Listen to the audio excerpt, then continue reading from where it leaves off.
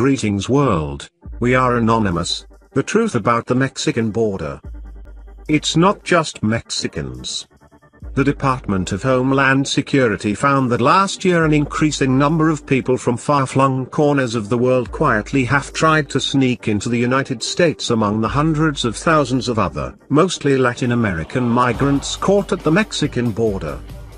The arrests of more than 8,000 people from India, China, Romania, Bangladesh and Nepal between October 2015 and the end of August is offering a new challenge to immigration agents tasked with fully identifying would-be immigrants and quickly deporting people caught crossing the border illegally.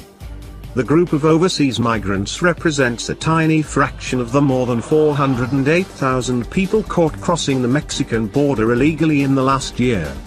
But the arrests suggest a rising trend in the number of migrants opting for a convoluted trek that sometimes winds across the seas to South America, overland to Central America and then through Mexico before arriving at the US border illegally.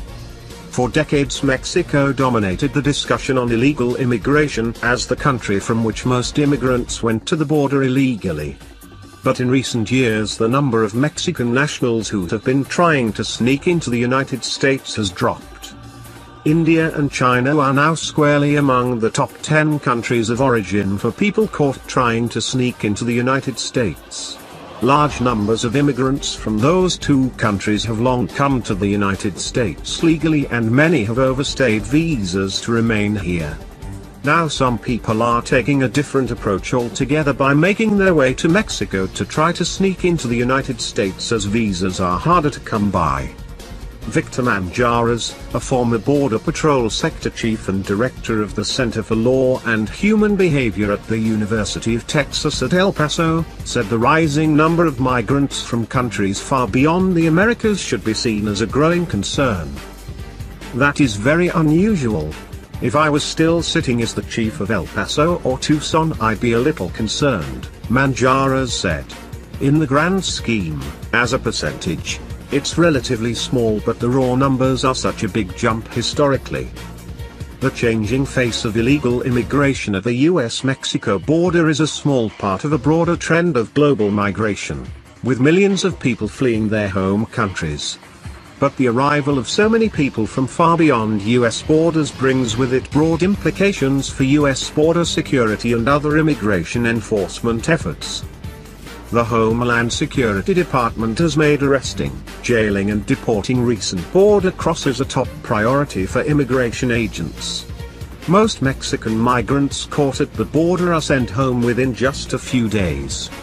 But for migrants from countries a continent away the process is often far longer and costlier for the US government, as the migrants wait in immigration jails for travel documents to return home or a judge to decide their fate.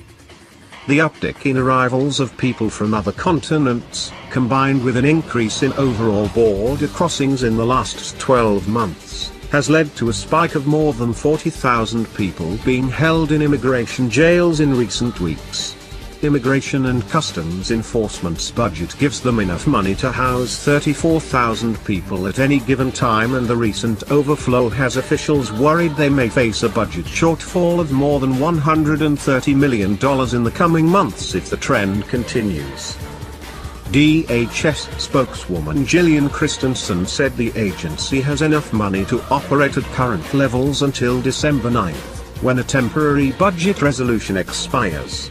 After that, she said, DHS will work to either shift money from other parts of the department or find another alternative budget strategy.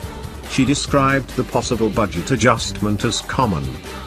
Manjarrez said border agents and immigration officials face multiple challenges with a rise in immigrants from so far away, including language barriers and crowded detention centers. The further away you get from the Americas, the more difficult it is to really know who they are, Manjarrez said of the government's ability to fully identify some would-be immigrants. The director of the Washington Office on Latin America's Mexico program, Maureen Meyer, said it appears that many of the overseas migrants are making their way through Mexico via South American countries, including Brazil, where entry visas are either easy to come by or not required. and their final destination is more often than not the United States. I think it's reflecting a gradual trend, as of at least particularly the last year, Maya said. While the exact draw of the round-the-world route isn't entirely clear, Maya said an expanding network of human smugglers appear to be taking advantage of the increasingly popular smuggling routes that use Mexico as a transit country. There's a lot of smuggling that goes through Mexico that you don't see, Maya said. She added that rumors of lenient treatment of some immigrants in the United States may also be a factor. The recent influx of overseas migrants may be a harbinger of things to come.